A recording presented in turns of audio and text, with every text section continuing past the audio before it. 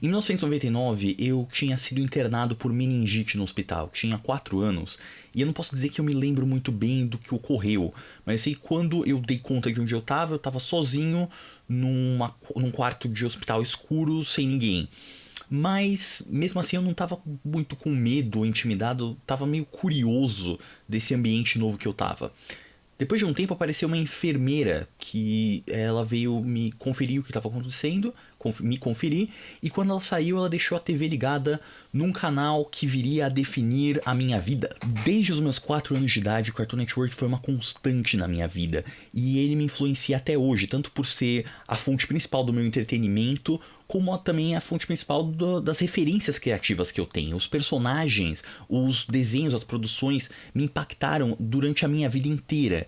Então eu tenho uma ligação emocional bem forte. E é por isso que, tendo sido o mês passado o mês de aniversário de 25 anos do Cartoon Network, eu vou fazer esse vídeo mais pessoal, falando sobre a minha relação, o como o Cartoon Network me afetou nesses 25 anos. E espero que vocês gostem.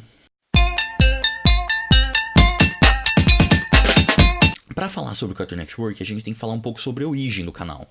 E o canal ele veio existir quando o Ted Turner, o dono da Turner Broadcasting Company, que era uma empresa que detinha vários canais de TV a cabo, ela adquiriu o acervo de um monte de estúdios de animação. Todas as animações da Hanna-Barbera, MGM e United Artists. E nessas compras, nessas aquisições, eles acumularam 8.000 horas de animação clássica. Desde os anos 30 até os anos 70, as principais estúdios de animação que não Disney pertencia a Turner. Então, com todo esse catálogo de animação, ele precisava achar um jeito de ganhar dinheiro em cima disso. E foi aí que veio a ideia inovadora de se fazer um canal fechado com 100% da programação sendo animações. Então, desde o começo, o Cartoon Network já tinha um certo prestígio, um certo cacife. Porque imagina você começar um canal e você ter no seu catálogo Scooby-Doo, Corrida Maluca, Tom e Jerry, Looney Tunes, Homem-Pássaro, todos desenhos importantíssimos para animação, tudo num canal exclusivo para você. Não só isso, como esses desenhos, eles são clássicos. Apesar de ser um canal destinado a criança, isso eram desenhos que muito provavelmente os pais assistiram quando criança e tem um incentivo de revisitar assistindo com os filhos. E é daí que nasce uma das características que existe até hoje do Cartoon Network, que é atrair tanto os pais quanto os filhos. E sim, eu digo até hoje. Não é até o ponto que você decidiu que você não gosta mais de desenho. O Cartoon Network lançou nos Estados Unidos no ano de 1992 e aqui um ano depois. Mas quando eu entrei nesse universo, era lá pra 1999 ou 2000, quando o Cartoon Network já tinha começado a iniciativa de produzir as animações próprias. Eles tinham convertido o estúdio da Hanna-Barbera no Cartoon Network Studios e começaram com um programa de pilotos chamado Desenhos Incríveis do Show, em que vários animadores iriam lá e iam poder produzir um piloto, e os pilotos iam ser exibidos na TV e os que tivessem melhor recepção iriam ser produzidos e virar uma série própria. O primeiro desses foi o Laboratório de Dexter, e a partir daí veio Vaque o Frango, Johnny Bravo, Meninas Superpoderosas, Coragem o Cão Covarde, e depois lançou o Dudu e Edu, que nem fez parte do Desenhos Incríveis do Show. Essas produções todas juntas formam os Cartoon Cartoons, que são a segunda fase do Cartoon Network. Mas além dos originais, o Cartoon Network também transmitia as animações da Warner,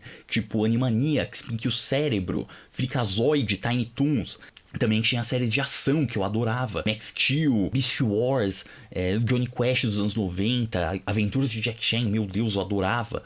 E sem contar as animações da DC, tipo Batman série animada, Batman do Futuro, Liga da Justiça, Projeto Zeta, mais pra frente Jovem Titãs. E é claro, os diversos animes que o Cartoon Network passou, Pokémon sendo o principal, mas também Dragon Ball, Sakura Card Captor, Sailor Moon, Inuyasha, Samurai X. Tudo isso expandiu a minha mente sobre o que um desenho podia ser. Essa época era boa porque coexistiam ao mesmo tempo os clássicos que sustentaram os primeiros anos do canal, mas também estava sendo cultivado novos talentos, desenhos atuais, desenhos que queriam experimentar, queriam trazer coisas novas, novos criadores que muitos deles começaram na Hanna-Barbera e agora tinham a chance de criar seus próprios projetos, suas próprias paixões. Nessa época tinha uma variedade imensa, sem contar também as aquisições, os desenhos da Warner, os animes. O que você via no momento, em outro podia ser outra coisa completamente à parte. Tinha muito conteúdo variado para todos os gostos nessa época. Então faz sentido que seja essa época que as pessoas apontem para falar que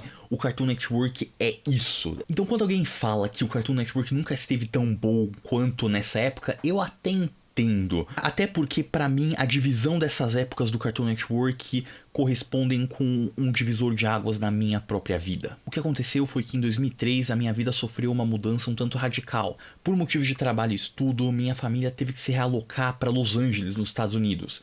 E inicialmente você pode pensar, tá, mas que diferença faz isso?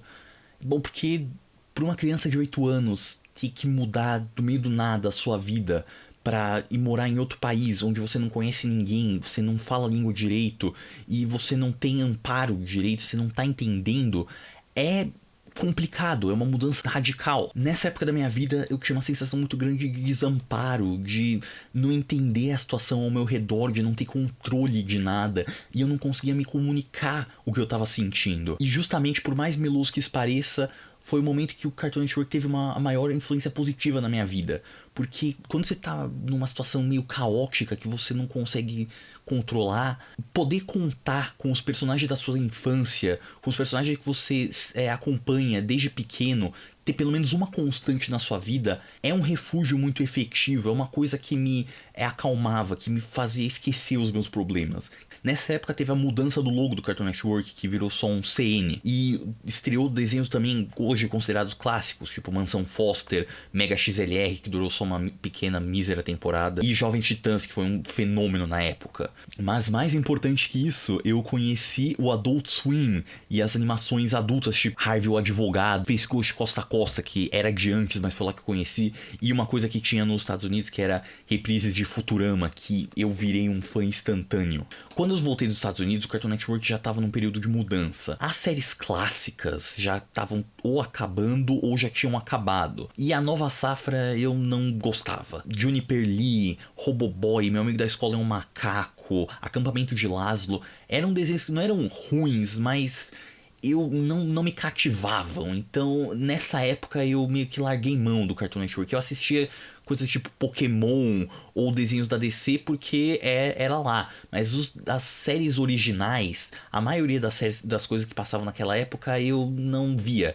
E que foi até um problema, porque isso gerou um preconceito meu na época que me fez perder desenhos que eu tive que revisitar mais tarde. Tipo Ben 10 ou 616, que eu adoro, e Clube das Winx, que é ruim, mas eu gosto. Eu só voltei a assistir lá pra 2007, 2008, que foi quando estreou Chowder, Flapjack, dois desenhos que eu adorava, que me fizeram entender o que eu gostava tanto no Cartoon Network, aquela bizarrice, aquela criatividade. Nessa época também saíram desenhos como Ben 10 Força Alienígena, Naruto, Ilha dos Desafios, Star Wars A Guerra dos Clones, todos desenhos que me prendiam, que eu gostava muito. Uma hora, aliás, eu tenho que fazer um vídeo sobre Ilha dos Desafios, ou Star Wars Clone Wars, a série em CG no caso, ou até Ben 10, porque esses desenhos eu tenho coisa pra falar. Infelizmente essa época durou pouco, porque tanto Flapjack quanto Chowder, eles duraram só 3 temporadas e na minha opinião eles morreram meio prematuramente. Mas com a morte desses desenhos nasceu uma animaçãozinha pouco conhecida, vocês não devem saber, chamado Hora de Aventura. O Hora de Aventura, se vocês não sabem, ele começou como um piloto feito para Nickelodeon em 2007, que foi rejeitado.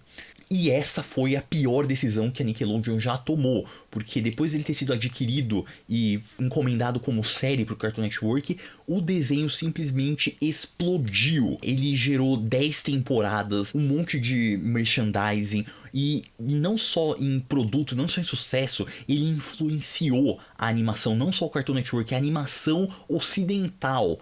Um monte de pessoas que trabalham hoje em animação, nos desenhos do Cartoon Network, até em Disney Channel, começaram lá. E eu acho que a era que a gente está vivendo atualmente da animação ocidental em grande parte, na verdade, é influência do Hora de Aventura. Acho que a gente ainda tá vendo os efeitos que o Hora de Aventura vai ter. Vai demorar para ter um evento, ter uma produção de tanto impacto quanto a Hora de Aventura teve. Depois de todo esse depoimento, você deve estar pensando: meu Deus, esse cara é muito desocupado. E você estaria certo. Mas tudo isso foi pra falar o quanto o Cartoon Network esteve presente na minha vida, e ele teve um impacto maior do que só ser um canal onde eu assistia desenhos e desperdiçava a minha vida. E vendo hoje, eu consigo ver o quanto eles me influenciaram criativamente, ou no meu gosto pessoal. Se eu vejo filme de terror hoje, é porque Coragem o Cão Covarde me mostrou imagens e histórias perturbadoras. Se eu tenho um senso de humor negro hoje, é porque o Billy Mandy me ensinou isso. Ou até mesmo a minha profissão, que é técnico de som. Eu aprendi a apreciar o som com o trabalho de som dos desenhos do Genji Tartakovsky, Meninas Poderosas, Samurai Jack, Dexter. Sempre eles valorizavam efeitos sonoros, música, trilha sonora e às vezes só silêncio, ambiência. Isso me fez prestar atenção nesse tipo de coisa, descobrir que eu gosto disso. Ou até uma coisa menos técnica, mais profunda, tipo as histórias do Dudu Edu, que a animação é super louca, super dinâmica, mas a história é basicamente do Dudu Edu, que é sobre 3 pessoas que têm dificuldade de socializar e tem um ou outro. Só agora eu percebo o quanto isso era importante quando eu era um jovem que tinha dificuldade de socializar e era meio rejeitado socialmente. E isso foi importante na minha vida, me ver refletido nesses personagens. Mas além do conteúdo, além das produções do Cartoon Network, também tinha uma coisa que me cativava muito, e eu acho que era um dos trunfos do Cartoon Network, que é a criação de uma identidade. Quando eu era criança, assistir os desenhos do Cartoon Network era mais que só assistir TV. Por causa dos comerciais, dos bumpers, dos vinhetas de passagem, todos davam uma sensação, uma experiência. Assistir Cartoon Network era entrar num clima específico. Não parecia que estava só promovendo o desenho, parecia que estava moldando um mundo onde esses personagens, onde esses desenhos habitam. Na minha mente infantil, parecia que eu estava entrando num mundo onde eu ia testemunhar esses desenhos. Parecia uma coisa grandiosa. E parecia que aquele mundo era real, porque eles criavam uma atmosfera tão bem. Seja os bumpers de fundo dos anos 90, ou a Era City dos anos 2000, que era uma cidade onde todos os desenhos interagiam, eles faziam compras, eles faziam bobeiras, eles faziam tipo coisas banais, mas era divertido porque era o Samurai Jack interagindo com o Johnny Bravo. Ou a época mais recente dos Toonix, que eram uns bonecos genéricos brancos que recebiam umas tintas que pintavam eles como os personagens do Cartoon Network. Era mó legal, tipo, era customizável. Na verdade eu não sei porque eles não venderam um boneco disso, porque eu ia comprar isso que tem água. Mas é claro que o meu favorito desses com certeza era o Toonami. O Toonami era um bloco de animações japonesas ou desenhos de ação. Abertura e encerramento do bloco, as vinhetas de passagem, era tudo incrível, era tudo uma atmosfera de futurista, de ficção científica. Tinha uma nave flutuando no espaço, aí entrava o Tom, que era um robô, que era o apresentador do bloco, e ele sentava lá, ativava a inteligência artificial da nave, que era a Sarah, aí ele ia lá e ligava o desenho que ia passar.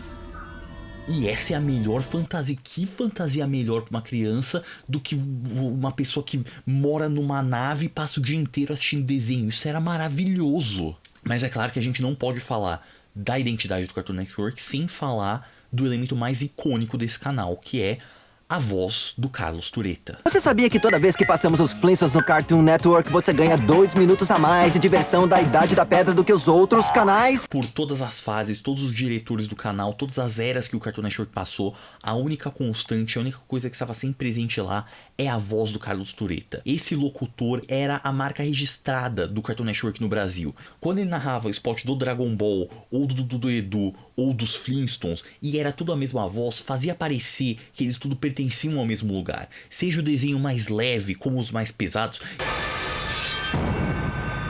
Como você define samurai? Você não define. Ele define você. Ele sempre deixava um carimbo, uma identidade para a parte comercial do Cartoon Network. Isso era essencial para a sensação de Cartoon Network. Aquela coisa que tudo pode acontecer, aquela coisa meio caótica, meio da hora, meio de deslumbre. Pelo menos para mim. O que não significa que o canal seja perfeito, não, ele tem bastante problemas. Entre eles o fato de, por exemplo, ele não costuma dar muito destaque para os desenhos não originais do Cartoon, e o que acaba levando a muito reprise dos desenhos originais, causando certo desgaste.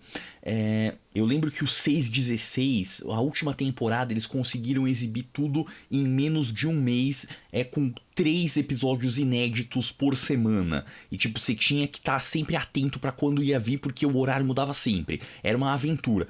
Star Wars também. Muitos desenhos, na época lá para 2009 e para 2011, o Cartoon Network simplesmente não lançava os últimos episódios da temporada. Tipo, eles iam pro penúltimo e recomeçava. Aí você esperava de novo até chegar lá e recomeçava de novo. Você percebia que não fazia parte da rotação. E tem um monte de série, tipo Bravos Destemidos, que eu não vi o final dublado até hoje. Eu não acho em lugar nenhum. Isso sem contar as tentativas de emplacar live actions, ou reality shows ruins, ou pior de todos, novelas mexicanas. Mas o pior mesmo é as censuras que eles fazem, porque tem algumas coisas que é simplesmente feio. Palavras que eles abrandam quando claramente parecia que ia ser idiota no original e ficou tipo bobão. Tem um monte de desenho que fica falando constantemente bobão quando claramente a palavra que está sendo dita é um pouco mais forte. Ou então quando eles cortam cenas mesmo, cortam umas coisas de violência bem banal que não merecia, não justifica. Ou quando algumas palavras eles simplesmente eles deixam mudo. Tipo, é a coisa mais preguiçosa do mundo. É ridículo. Mas tem uma coisa que todo mundo reclama sempre, que é o Cartoon Network na minha época era muito melhor. Todo mundo sempre fala a partir de ano X ou de fase X, que por acaso costuma corresponder à época que a pessoa parou de assistir desenho. E a partir desse ano, a partir dessa fase, o Cartoon Network ficou um lixo. E é insuportável esse povo que não se enxerga e não percebe que já não é mais o público-alvo de um canal infantil, de que tá exigindo que um canal para crianças agrade a ele, e que simplesmente não percebe que os gostos dele mudaram e que as crianças não gostam da mesma coisa que você gostava quando era criança. E se você parar só um pouquinho de reclamar e ver e analisar o que você está vendo, do que você está reclamando, você vai ver que os desenhos atuais têm muito mais maturidade do que os dos anos 80 ou 2000 em geral. O Apenas um Show fala sobre a vida de uns moleques de 23, 22 anos numa rotina de trabalho, de relacionamentos. O Steven Universo dedica episódios inteiros para traumas emocionais que os personagens passaram. Os flashbacks do Urso Sem Curso, que mostra eles filhotes, mostra crianças passando fome. Não só o Cartoon Network, os desenhos em geral de hoje abordam uns temas mais maduros, com uma honestidade, com uma emoção muito mais realista do que nos anos 80, do que nos anos 90, do que é a época áurea do Cartoon Network, que é boa, mas eu não consigo ver como você olha isso e não vê uma evolução, ao invés de uma queda, de uma infantilização. A mudança que eu de fato percebi no Cartoon Network até esses tempos é a mudança que todo canal, todo meio de comunicação vai ter que sofrer, que é tanto o público quanto a forma que o público interage com a mídia vai mudando. Isso acaba influenciando o conteúdo. Hoje é muito raro você ver um desenho original do Cartoon Network de 22 minutos. Hoje tudo encurtou para 11. E por um lado, isso de fato restringe o tipo de história que dá para fazer. Mas muitos desenhos conseguiram brilhar com esse tipo de história. O Hora de Aventura, Apenas um Show, Steven Universo, tudo consegue fazer ótimas histórias com 11 minutos. Mas é uma coisa que se perdeu nesse tempo. E uma coisa também é que antes, no Cartoon Network, tinha todo tipo de coisa. Tinha a Vaca e o Frango, não era a mesma coisa que Johnny Bravo, que não era a mesma coisa que Samurai Jack, que não era a mesma coisa que Chip na Cidade Grande. E essa variedade era legal, não só os desenhos originais, como as aquisições. Parecia mesmo que era ser animação, era o requisito. E hoje você vê os originais e a maioria, tipo, não torna eles ruins, mas você vê que muitos deles são parecidos, ou tipo, se passa num ambiente cotidiano, tipo Clarencio, tipo Gumball, ou tipo apenas um show, ou tem sempre a dupla de protagonistas, daí tipo tudo, tem apenas um show, Hora de Aventura, Gumball, ou é isso, ou é um reboot de uma coisa que foi popular antes, tipo Jogos de Ação, Ben 10, Meninas Poderosas, que tem hoje. Desenho de ação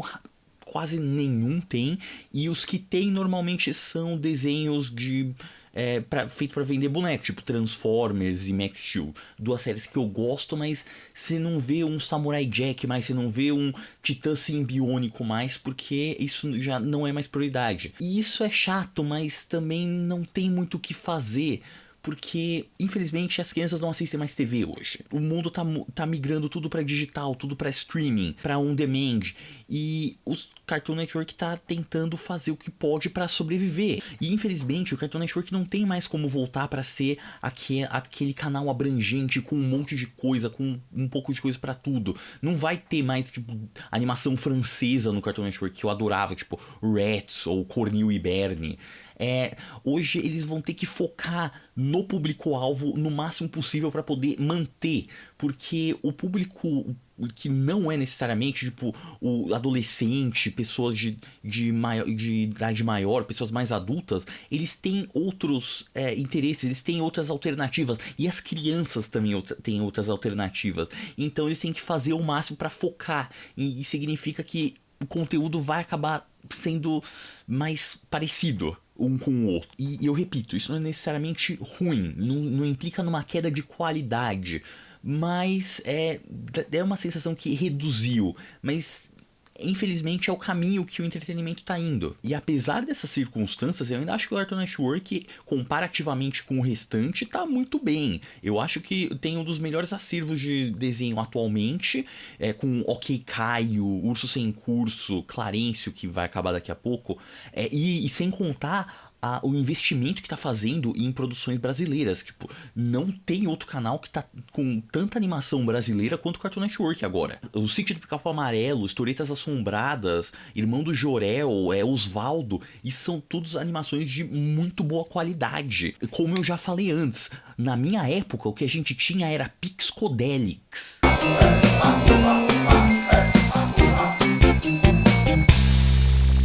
Por fim, eu acho que o Cartoon Network está muito bem encaminhado atualmente com as produções, e também olhando para o futuro, para se adaptar às mudanças que vão vir e que vão vir rápido. Por mais que eu não goste, o Toontubers faz um sucesso tremendo. Eu gosto bastante do Outra Semana do Cartoon no Cartoon Network, no online, e eles estão investindo também no aplicativo do CNGO, para você ver os desenhos, né, num aplicativo, na internet. Apesar de que não é muito bom, mas é uma tentativa. Tem sempre mais evoluir, todo mundo aprende com os erros. E com isso eu acho que o vídeo acaba aqui. Espero que vocês tenham gostado desse vídeo mais pessoal, desse vídeo mais da minha opinião, do que mais subjetivo sobre o que o Cartoon Network significa pra mim.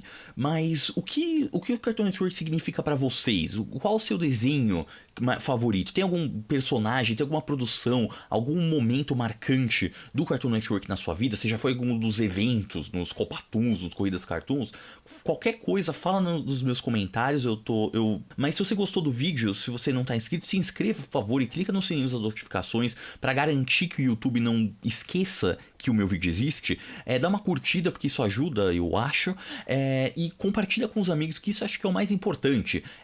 Se você acha que alguém vai gostar de desenho, se alguém curte esse tipo de análise, mostra os meus vídeos, vai que ele goste. E isso é muito importante porque mostra que tem interesse. Eu quero saber o que vocês gostam, eu quero saber o que vocês querem. Pois bem, ficamos por aqui. Como sempre, eu sou o Mascalenka. Bem-vindos ao Lars Kalenka, uma produção parcialmente satisfatória. Até mais.